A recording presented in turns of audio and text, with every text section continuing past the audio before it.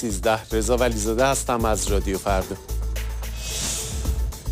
ارتش اسرائیل میگوید جنگنده‌های این کشور روز پنجشنبه تعدادی از مواضع نیروهای ایران را در سوریه بمباران کردند. کاخ سفید میگوید رئیس جمهوری آمریکا در حال آماده سازی تحریم‌های جدید علیه جمهوری اسلامی ایران است. و 3 شهروند آمریکایی که در کره شمالی زندانی بودند وارد واشنگتن شدند.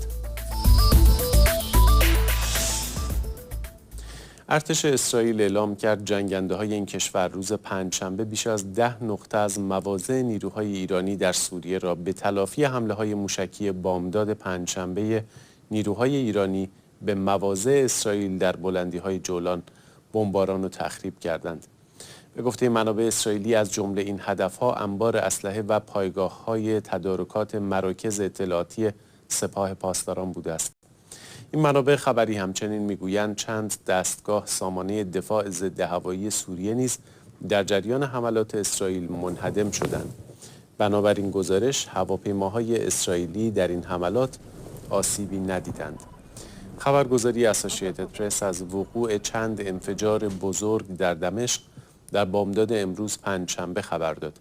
بنابراین گزارش شهر دمشق شب گذشته شاهد انفجار و پاسخ شلیک ضد هوایی‌های ارتش سوریه بوده است. هنوز از تلفات و خسارت‌های احتمالی به نیروها و مواضع ایرانی در دمشق گزارشی مخابره نشده است. در ساعات نخستین بامداد امروز ارتش اسرائیل ادعا کرد که نیروهای ایرانی با دستور قاسم سلیمانی از بخش سوریه بلندی‌های جولان حدود 20 موشک و راکت به سوی مواضع نیروهای اسرائیل در خط مرزی جولان شلیک کردند.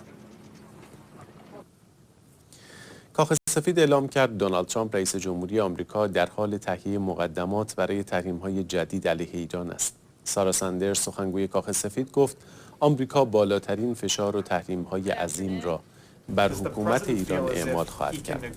خانم سندرز افزود همه تحریم‌هایی که ایالات متحده پیش از توافق هسته‌ای علیه ایران وضع کرده بود باز خواهند گشت و تحریم‌های جدید تا هفته آینده اعلام خواهد شد. دونالد ترامپ روز چهارشنبه گفت ایران با از سرگیری برنامه هسته‌ایش با پیامدهای بسیار جدی روبرو می‌شود.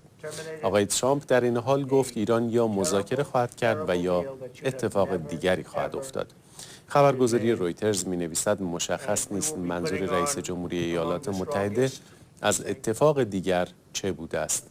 حسن روحانی این گفته‌ها را جنگ روانی ارزیابی کرد. 3 شهروند آمریکایی که مدت‌ها در کره شمالی زندانی بودند همراه با وزیر خارجه ایالات متحده وارد واشنگتن شدند. دونالد ترامپ رئیس جمهوری، مایک پنس معاون او و شمار دیگری از مقام‌های عالی رتبه آمریکا برای استقبال از 3 شهروند آمریکایی در فرودگاه نظامی واشنگتن حضور دارند.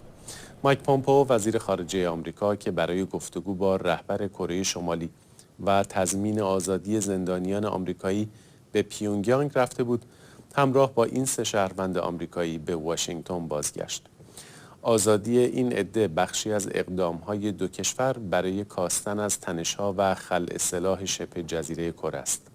قرار است تا چند هفته دیگر رهبران آمریکا و کره شمالی در دیداری تاریخی چگونگی بهبود روابط و توقف برنامه هسته‌ای کره شمالی را بررسی کنند. خبرهای بیشتر در وبسایت ما به نشانی رادیو فردا .com یا در کانال تلگرام ما به نشانی telegram.me/رادیوفردا. ایمیل ما هم برای هر گونه ارتباط info@radiofarda.com. سپاسگزار از همراهی شما با این بخش خبری.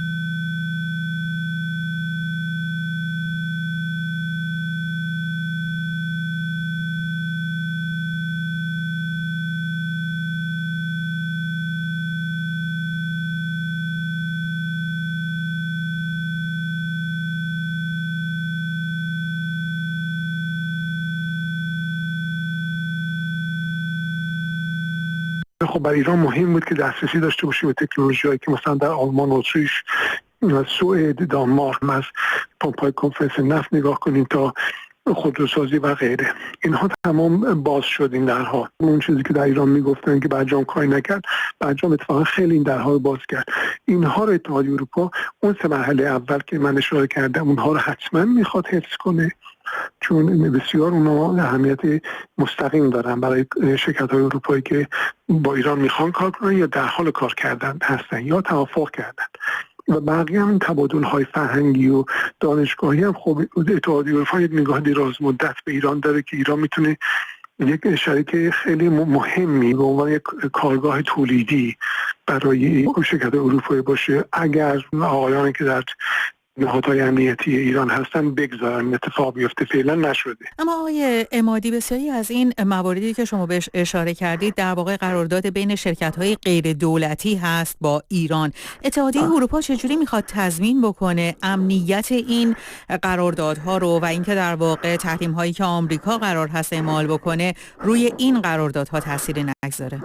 این سوال شما پرهزینه ترین بود این خروج امریکا رو مطرح میکنه، چون در حقیقت امریکا نمیتونه به دولت آلمان بگه مثلا شما قرارداد تجاری بین دو دولت با هم دیگه نبند. اینو مثلا شرکت کانتیننتال که در ساخت ترن لوکوموتیو راهن دومین شرکت بزرگ اروپا است اینو میتونه بکنه.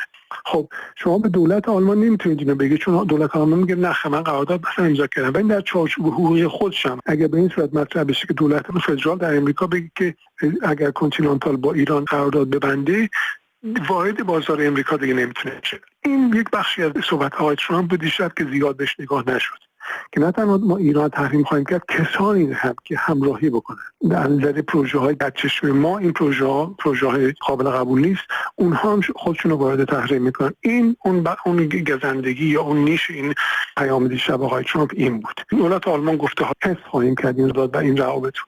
اما خب یه بانک هم مثلا دولت آلمان در امریکا هم هست، این بانک صادرات واردات که تضمین میکنه کار شرکت‌های امریکایی در کشورهایی که کار میکنن مثل عربستان سعودی یا پاکستان یا کشورهای دیگه.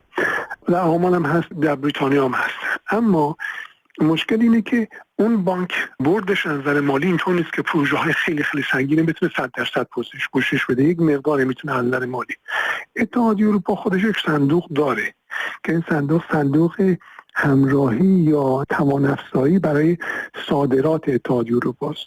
حالا اگه این بخواد در مورد ایران استفاده بشه وان اینکه این برجام حفظ بشه، یک مقدار باید بازنویسی بشه در اساسنامه این صندوق، که چون خیلی از قراردادهایی که مثلا آلمان و فرانسه با ایران بستن اینها صادرات نیست، قرارداد همکاری‌های صنعتیه، مثل قرارداد پژو سیتروئن پی اس ای یا مثل قرارداد فولکس واگن آجی. اینها فروش فولکس واگن به ایران نیست، اینها قطعات و تکنولوژی به ایران دادن، ایران اینا تولید کرده، در شامل اون صندوق به صورت مستقیم نمیشه.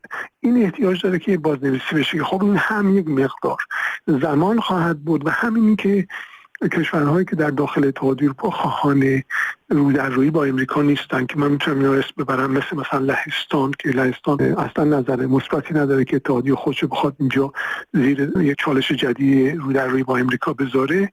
خب در اونجا میتونم با توجه به قانون اساسی اتحادیه اروپا در مورد بازنویسی اساسنامه سازمان‌های اتحادیه همه باید اونجا همراهی کنن، مثلا رأی اکثریت نیست. اینه که یک مقدار میتونه دچار اشکال کنه. اما از نظر مالی من اینو باید اضافه کنم که از نظر توان مالی خب اتحادیه اروپا اگه نگاه کنیم یک چیز نزدیک 0.5 تریلیون یورو بودجه های مختلف در اختیارش هستن. چه میتونه اتحادیه اینو کار بکنه و حتی از نظر قانونی هم میتونه کاملا اگر مثلا یک دادستان عمومی در نیویورک یا خزانه‌داری امریکا بخواد ها رو زیر فشار بذاره، مثلا کانتیننتال یا توتال فرانسه رو، میتونه اندر حقوقی این رو کاملا پوشش بده. اما مشخصا به این برمیگرده که سودی که اتحادیه اروپا برای کار با ایران میبینی دراز مدت این چقدر خواهد بود، تصور این سود و ارزیابی این سود. اگر خب اتحادیه اروپا ببینه که ایران در حقیقت به جای اینکه اقتصادشو بازتر داره میکنه، روز به روز اقتصاد روسی تر و چینی تر میکنه، خود انگیزه در داخل اتحادیه اروپا یک مقداری خواهد بود که خب شاید بهتر باشه که بگذاریم برخی از این تحریم ها معرفی بشن که هم هزینه رو در روی با امریکا کاهش پیدا بکنه و همین که در خود ایران دیگه با به اون صورت سودی برای کار با ایران نمیبینیم. از چرا ما باید خودمون رو زیر این ریسک ببریم؟ رفتار درون ایران به ویژه من اشاره میکنم این برنامه سوزاندن سمبولیک برجام در مجلس که همین الان که شما با من داریم صحبت میکنیم در 3 پایتخت اروپایی این دیده شده و بررسی شده که یعنی چه؟ آیا مجلس میگه یعنی پس دیگه این توافق اینطور از بین باید بره؟ خب این خودکشی های سیاسی که متاسفانه در این دهه ها در ایران بسیار ما دیدیم نمونه هاشو و این چنین حرکاتیه که میتونه باعث بشه که انگیزه در بروکسل بسیار کم توان بشه، کم انرژی بشه برای حمایت دراز مدت از این توافق. آقای عمادی، چشمانداز اقتصادی اتحادیه اروپا به چه شکل هست؟ شما گفتید که ممکنه باز شدن بازار ایران یا چینی و روسی شدن بازار ایران در واقع تغییر نگرش ایجاد کنه در اتحادیه اروپا. چقدر ممکنه که در ماهای پیش رو خودش رو نشون بده و تاثیرگذار باشه؟ بله، من تصور میکنم که یک مقدار شروع شده بهش توجه کردن. اگه ما نگاه بکنیم از زمان هفته اول نوامبر که من فکر میکنم آذر ماه ما آقای پوتین به تهران رفتن و قبل از اون هم آقای لاوروف که در تهران بودن، روسا موفق شدن که در 10 پروژه بزرگ نفتی ایران جای پای پیدا کنن. 6 تا اونجا از اون قراردادها که بستن اینها بدون مناقصه بود، یعنی مستقیم داده شد بدون هیچ رقابتی با شرکت‌های کشور دیگه. اینا مستقیم داده شد به شرکت‌های روسی. ما نگاه می‌کنیم گازپروم الان، روس اویل، اینا بدون هیچ رقابت این پروژه خیلی بزرگ داده شد در پارس جنوبی، در کارون غربی. این خب اتحادیه اروپا یک مقدار تکان داد و خاطر اینکه مسئله امنیت انرژی اتحادیه اروپا یکی از کارت‌هایی بود که ایران در اختیار داشت که بسیار ایران رو با ارزش کرده بود برای اتحادیه اروپا، چون نیازهای گازی اتحادیه اروپا و منابع گازی ایران که الان دیگه بزرگترین منابع گازی رو از 2 سال پیش کشف جدید منابع گازی داشتن، میتونه صدمه‌ای که اتحادیه اروپا در این 11 ساله از مسئله قطع شدن گازش از سوی روسا هم در ایتالیا هم در اتریش دیده، اینها رو بسیار کم بکنه، یعنی در حقیقت صدمه‌پذیری اتحادیه رو کم بکنه. اینو ایران با اون چیزی که من میگم که روسی شدنه و روسی کردن قراردادهای نفت و گاز کرد، خب این هم ارزش و هم اهمیت ایران رو بسیار بسیار کم کرد و اینا قراردادهای کوتاه مدت هم نیستن. کوتاه‌ترین این قراردادها 15 طولانی ترینش 25 ساله. این فقط یک بخششه. ما میبینیم که الان 3 هفته و نیم پیش وزارت نفت ایران ایجاد کرد که حتی در پروژه‌هایی که اروپایی‌ها شرکت دارن در نفت و گاز، ما دوست داریم که روس‌ها اونجا باشن. یعنی در حقیقت دارن به شرکت‌های اروپایی میگن که شما یک سهمی باید به روس‌ها بدید. در پروژه‌ای که برنده شدن، نه تنها فقط کوچک شدن جای پای اروپا از نظر مشارکتش و سرمایه‌گذاریش در بخش نفت و گاز ما، بلکه در رو باز کردن برای خروج این شرکت‌های اروپایی. خب ما نگاه می‌کنیم که رویال داچ شل که قرار بیاد به جای بریتیش پترولیوم در یک پروژه، اونها خیلی الان اشتیاقشون از دست دادن. این رو یک کمی حالا زیر ذره‌بین بزرگتر به بخش‌های دیگه اینا توسعه بدیم، می‌بینیم که بخش راهن همین الان که شما من صحبت می‌کنید بیش از 3000 تا واگن ما از روسا خریدیم، واگن راهن. خب واگن راهن روسا هم از استانداردهای اندازه که این خیلی مهمه، مهندسینی که در ترابری هستن توجه میشن که اینجا اشاره من چیه، و هم در انتشار حمل کالا، اینها چیزهایی هستن که برای نیازهای روسی ساخته شدند. اینها تمام باعث شد که این هفته‌های اتحادیه اروپا یک نگاه جدیدی در حال تولده، که نگاهایی که واقعا در ایران پرقدرت‌تر، پرتوان‌تر و حرف نهایت رو اونها میزنن، هیچ تمایلی ندارن برای توسعه روابط همکاری‌های صنعتی با اتحادیه اروپا. در کنار اینم خب می‌بینن که اون قراردادهای بزرگ یکی پس از دیگری اگر به روسیه داده نشه به چین داده میشه. این در رو باز کردن برای انحصارهای جدید. در این چارچوب من فکر می‌کنم که انعکاس این رو ما این خواهیم دید که یک مقداری در خود اتحادیه این صدا بلندتر و بلندتر بشه که ایرانی‌ها تمایلی به کار ندارن، بلکه اینا تمایل به همین بسته نگه داشتن اقتصاد و کده نگه داشتن حسابهای تجاری خودشون دارن. چون یک از دلایلی هم که ایران خیلی تمایل داشته در این سالها برای کار با چین به ویژه و بعد با هند و روسیه اینه که وقتی شما این قراردادهای تجاری میبندید حسابها خیلی راحت میشه درشون دست بود. ولی شما وقتی با استاتویل نروژ کار میکنید، قراردادهای ضد پوششویی و شفافیت در نروژ اینطوره که شما کوچکترین تخطی بکنید مدیران به زندان میرن. در خود آلمان ما دیدیم که مدیران فولکس واگن و زیمنس اینها جریمه‌های سنگین دادن و در این حال برخیشون به زندان رفتن به خاطر رشوه پردازی. که کنار همدیگه میگذاریم، در حقیقت یک مقدار جذابیت کار با ایران در این 2 سال کمتر شد. آقای عمادی، از منظر ایران اگر به ماجرا نگاه کنیم چطور؟ اینطور که آقای روحانی دیروز گفتن و آقای ظریف امروز تاکید کردن، ایران داره بررسی میکنه که چقدر ممکنه که تحریم‌های لغو شده قبل از 2015 در واقع متوقف بمونه و در اون صورت اعلام میکنه که در برجام خواهد موند یا ایران هم برجام رو ترک میکنه. فکر میکنید آیا در واقع ایران چه استراتژی میتونه داشته باشه و چه سناریوهای محتملی پیش روش هست از این منظر؟ بله، من تصور میکنم اینجا شاید کم بهره ترین سناریو این سناریوی تهدید به خروج از ایران باشه. نگاه من این ممکنه کاملا در اشتباه باشه، ولی در نگاه من مورد پسندترین گزینه ایران هم برای کاخ سفید اینه که ایران خارج بشه، چون دقیقا این در رو باز میکنه برای واشنگتن که تمام گفتگوها از صفر شروع بشه. یعنی از تولید کردن تانک بگیرید و موشک تا تمام پروژه‌های صنعتی بتونه اینجا و دیدار از تمام مجتمع‌های نظامی ایران. یعنی تمام اینا میشه رو میز گذاشت. در حقیقت الان واشنگتن نمیتونه، هر چقدر آقای ترامپ بخواد اینو نمیتونه در سطح جهانی مطرح کنه و بپذیرونه. ولی اگه ایران خارج شد یعنی شما این توافق دیگه وجود خارجی نداره. اما اینکه چه استراتژی، چه گزینه‌ای برای ایران میتونه جانشین‌های مختلف باشن، یک جانشینش اینه که حالا دیروز هم مطرح شد در ایران، آقای روحانی مطرح کردن که ما در برجام خواهیم بود و تو طرف اروپایی باید ضمانت بدن. این که ضمانت بدن، ضمانت در چه حدی؟ اگر این ضمانت اینه که ما حمایت میکنیم از برجام، توافقی شده، حاضر نیستیم بازی‌های جدید معرفی بشه، بازدیدهای جدید معرفی بشه، پارامترهای جدید معرفی بشه، این همواره در امتداد و همسو با منافع ملی، نه فقط منافع جمهوری اسلامی یا سیستم سیاسی، منافع ملی ایرانه که این ایران حضور خارجی ندارش، هر چقدر کمتر باشه. این حضور خارجی چه میخواد امریکایی باشه، چه روسی، چه چینی. اما بخش دیگه این هست که اگر این ضمانت شما میخواید بگید به این صورت که ما میخوایم برگردیم به دوران 10 سال پیش که پولشویی بکنیم، این کارو بکنیم، این کارو بکنیم، هیچ کس ما رو جریمه نکنه، بیایم از بانک‌های اروپایی استفاده کنیم برای پولشویی، ولی که وقتی گرفته میشه این حسابا پول ما رو نبندی. خب این همچین ضمانت‌های هیچ کس حاضر نخواهد بود، چه برجام باشه چه برجام نباشه. اما اگر ایران حاضر باشه خود رفتار ایران در چارچوب برجام باشه، شفافیت روابط مالی و بانکی، در اون زمان بهترین این خواهد بود که در برجام بمونه، چون نشون میده که علیرغم اینکه یکی از امضا کنندگان، در حقیقت مهمترین امضا کننده این قضیه که بیشتر سر دعوام با اون بود، خارج شده، ولی ما موندیم توی، ما حاضریم تعهد ادامه بدیم، بازرسا باشن و دوربین ها باشن و نظارت ها باشه. در اونجا شما هزینه رو برای تحریم های بیشتر و تحریکات بیشتر از روی واشنگتن افزایش میدید. ولی که برعکس این، شما که خارج بشید در رو برای خیلی رفتارهای دیگه هم بر علیه کشور باز میکنید.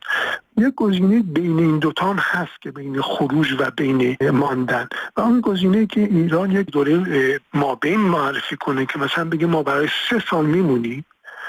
این به معنای این نیست که برجام همواره خواهد بود. این 3 سال راستازمایی ماست از اروپا که ببینیم اتحادیه اروپا چقدر حاضری در اینجا همکاری بکنه، اتحادیه اروپا چقدر حاضر اینجا انتظارات خارج از قانون و خارج از این توافق رو که امریکا میخواد تحمیل کنه به ایران و به تمام امضا کنندگان، حاضر در برابر اونها مقاومت نشون بده. این شاید از نظر سیاسی پذیرفته ترین گزینه باشه برای تهران، چون در تهران نگاه هم هست که نخردیم ما بمونیم، یعنی این تسلیم میترسیم. هر این حرفایی که متاسفانه دوستان میزنن بدون که واقعا متوجه بشن که چی میگن. اما این گزینه مابین که ما 3 سال میمونیم، این 3 سال آزمایشه. اگر اون طرف ما ببینیم که علیرغم خروج امریکا حاضر در کنار ما بمونه، به ما کمک کنه برای بازسازی اقتصادیمون، به ما کمک کنه برای ادامه فروش نفت و استفاده از منابع مالی حاصل از صادرات نفت، اون موقع ما بعد از 3 سال اگه دیدیم این کارهای مثبته، به صورت همیشگی حتی ما لایحه می‌بریم که این دیگه انجام قرارداد همیشگی شد تا پایان دوره قرارداد. ولی من باز اینو اضافه می‌کنم، خروج دقیقاً اون چیزی که واشنگتن میخواد و به نظر من خطرناک‌ترین این است که متاسفانه در داخل متوجه نیستن آقایان که این خروج از برجام دقیقاً در رو باز کردن برای تمام اون چیزایی که شما ازش میخواید گریزان باشید، یعنی میخواید معرفی نشید. خارج از ستا من گزینه دیگه‌ای برای ایران نمیبینم.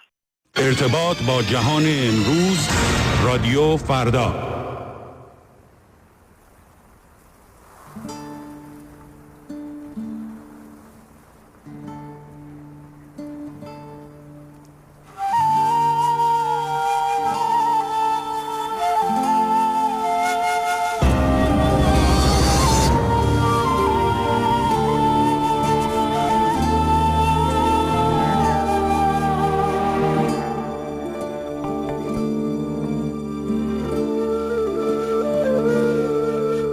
منو از من نرنجونم، از این دنیا نترسونم، تمام دلخوشی هامو به آغوش تو مدیونم.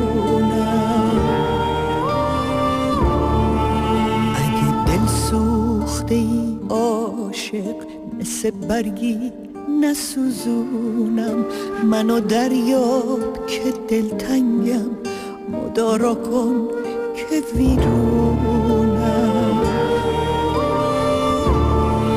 نیاد روزی که کم باشم از این 2 سایه رو دیوار، به این زودی نگو دیره، منو دست خدا نسپار. یه جایی توی قلبت هست که روزی خونه من بود، به این زودی نگو دیره، به این زودی نگو بدرود.